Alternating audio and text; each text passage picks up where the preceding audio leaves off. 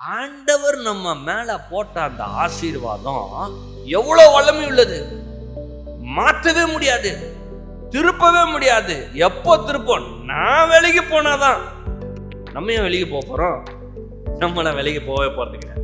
இந்த இஸ்ரவேல் ஜனங்க இவங்க கொஞ்ச நாள் ஆண்டவர் கூட இருப்பாங்க, ஆசீர்வாதத்துல இருப்பாங்க.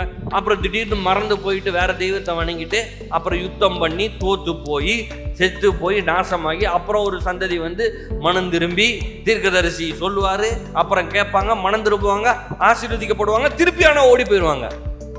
இதேதான் சைக்கிள் வேதத்துல, பழைய ஏற்பாட்டுல.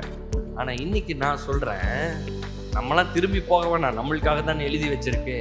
நான் ஆண்டவரோட கிட்டி சேருவேன். எப்பயுமே ஆண்டுடைய வார்த்தையை நான் நம்புவேன்.